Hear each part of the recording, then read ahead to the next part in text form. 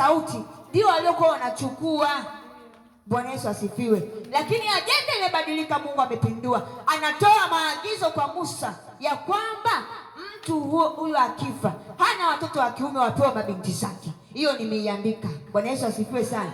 Na kama hana namna hata ya binti wapewe ndugu. Bwana Yesu asifiwe. Wangapi wananipata hata kidogo hapa? Kuna kitu unapokea, kuna kitu unaelewa. Bwana Yesu asifiwe. Bwana Yesu asifiwe.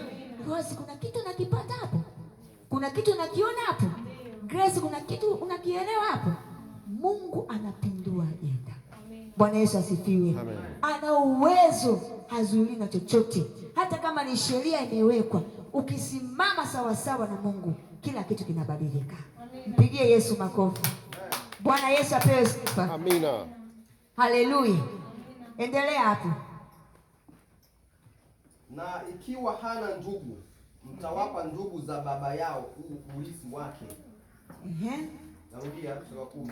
Angalia anapoenda Mungu anapoendelea kuchange hapo. Na ikiwa hana ndugu, mtawapa ndugu za babaye huo urithi wake. Umeona kitu kama hicho? Yaani ameweka mlolongo, ametoa maagizo yote. Hapo ni Musa ametulia. Mungu anampa kwamba hii ndio haki wanaoizungumza wa mabinti, na mimi naisimamia. Kama mtu amekufa ana watoto wa kike wapewe, kama hana wapewe ndugu zake, na kama hivyo kama ndugu hamna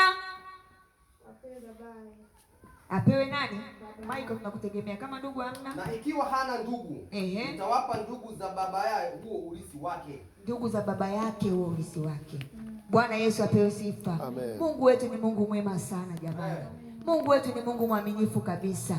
Ukija mbele zake kwa kujiamini, anabadilisha mambo. Haleluya. Ni Bwana wa mapinduzi. Bwana wa mapinduzi. Nami napokea mapinduzi. Asubuhi ya leo. Kwa jina la Yesu. Kwa jina la Yesu. Amen. Amen. Huo urithi wake naye utakuwa nao. Ndiyo. Na neno hili litakuwa ni amri ya hukumu kwa wana wa Israeli, kama Bwana alivyomwagiza Musa. Mpige Yesu makofi. Piga makofi kama una uhai jamani. Amemaliza pale, amesema neno hili litakuwa ni amri. Ametoa sheria, ametoa ile amri ya kwanza, ameweka ya kwake. Bwana Yesu asifiwe. Haleluya. Huyu na mhubiri hapa kwako asubuhi ya leo ndio Bwana wa mapinduzi. Unaweza kuona hapo tayari imebadilika. Soma huo mstari wa mwisho 11. Kama una Biblia yako endelea kufuatisha hapo ili kuingia ile neno. Tena ikiwa babaye hana ndugu, utampa huyo aliye karibu naye katika jamaa za huo urithi wake. Naye atakuwa nao, na neno hili litakuwa ni amri ya hukumu. Na neno hii amri ya hukumu. Kwa wana wa Israeli, kama Bwana alivyomwagiza Musa. Bwana Yesu asifiwe. Tayari ameshapindua ajenda. Ameweka amri yake. Bwana Yesu asifiwe. Uonevu umeondoka, dhuluma imeondoka, magandamizo yameondoka. Bwana ameweka sawa kila kitu katika jina la Yesu. Na ndivyo atakavyoweka sawa kwako asubuhi ya leo katika jina la Yesu. Ataweka sawa kwenye ndoa yako, ataweka sawa kwenye biashara yako, ataweka sawa kwa watoto wako, ataweka sawa kazini kwako. Kama kuna sheria zinakuzuia wewe, hata kama kwenye uokoo wako ameweka amri kwamba hutavuka hapa, yeye anapindua kwa jina la Yesu. Haleluya. Amen. Katika Ezekieli sura ya 21 mstari wa 27. Ni neno ambalo mtumishi wa Mungu anapenda kutufundisha hapa. Soma hapo uone. Nachokuambia ndicho kilivyo. Mtumishi wa Mungu Michael, mzee wa kanisa, tusomee neno hilo. Mstari tu huo. Ezekieli 21 na mstari wa 27. Nitakipindua hiki, nacho hakitakuwa tena hata atapokuja yeye ambaye ni haki yake. Haleluya. Nami nitampa. Bwana Yesu asifiwe. Mmesikia vizuri? Mmesikia neno vizuri? Nitakipindua. Haleluya. Hiki nacho hakita ambaye ni haki yake, mpaka atakapokuja yeye ambaye ni haki yake, nami nitampa. Bwana Yesu asifiwe. Huna haja kuwa na mashaka na hofu. Kama kuna mtu ameingilia ndoa yako, wala usiwaze. Mwambie Bwana wa mapinduzi. Haleluya. Mwambie Bwana wa mapinduzi. Kama mtu anakuhangaisha kwenye kazi yako, mtumishi wa Mungu Michael, mwambie Bwana wa mapinduzi amesema nitakipindua, nitakipindua, nitakipindua, nitakipindua, nitakipindua. Hii nacho hakitakuwapo tena mpaka atakapokuja mwenye haki yake. Nitampa rabo kantariabo. Bwana Yesu asifiwe. Ninapokuambia huyu ni Bwana wa mapinduzi, tumemuona hapo akifanya. Una mengi katika maisha yako ambayo yamesimama, lakini Bwana ni Bwana wa mapinduzi. Nini maana ya kupindua? Labda msinani vizuri. Simama kidogo mjukuu wangu. Mbona hiki kiti kiko hivi?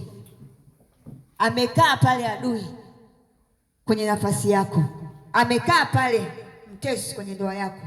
Amekaa pale mtesi kwenye kazi yako. Anataka kukupindua utoke katika nafasi yako.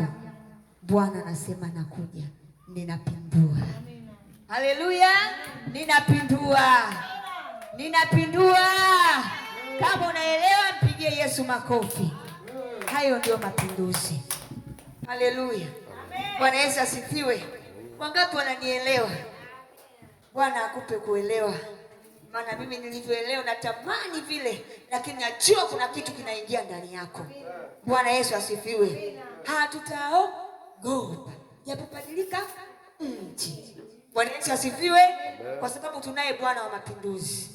Siwe na hofu, Mungu ni mwema. Yuko upande wako. Vita hivi vyote tunavyopitia unashinda kirahisi katika jina la Yesu. Sema nashinda kirahisi katika jina la Yesu. Kuna jambo lolote ulielewi kwenye maisha yako limesimama, pindua katika jina la Yesu. Wewe mwambie Bwana, hiki kwa sababu uko ndani yangu, wewe unafanya kazi ndani yangu na umenitumia na unanitumia mimi mwenyewe, napindua. Bwana Yesu asifiwe. Haleluya. Amina. Bwana apewe sifa.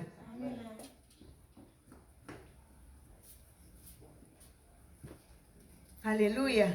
Nafikiri tumeishia mstari wa 11. Tumeona jinsi ambavyo Bwana alibadilisha ile sheria, akaweka sheria mpya. Haleluya. Ukawe milika kama Hawa. Jina lako hilo la milika ukapindue mambo. Haleluya. Wewe ndio unasimama serikalini unapindua. Yale ambayo unaona hayaeleweki unapindua. Bwana Yesu asifiwe. Waweza kumpa mtoto wako jina usielewe sana, lakini Mungu ameandaa kitu. Bwana Yesu apewe sifa. Haleluya. Haleluya. Amen. Glory to God. Tutamalizia, ni mambo mengi ambayo Mungu aliyafanya. Naweza nikakupa dondoo kidogo, unaweza ukaandika tu kwa haraka tu. Mungu sehemu ambazo Mungu alifanya mapinduzi. Tumesoma kwa Daudi, Mungu alifanya mapinduzi. Goliati aliyekuwa akiwatisha wana wa Israeli, Bwana alibadilisha kibao. Ushindi ukawa kwa Israeli kupitia Daudi. Bwana Yesu asifiwe. Tutasoma hiyo katika habari za Daudi. Tunasoma katika Samueli wa kwanza 16-17, utaona mambo huko mpaka 17. Bwana Yesu asifiwe. Andika hiyo. Daudi alitoka malishoni akaenda kuwa mfalme. Katika hali aliyokuwa nayo kuchunga ikabadilika. Bwana Yesu asifiwe. Akamwangusha Goliati, hatimaye akapata ufalme. Huyo ndiye Mungu anayepindua.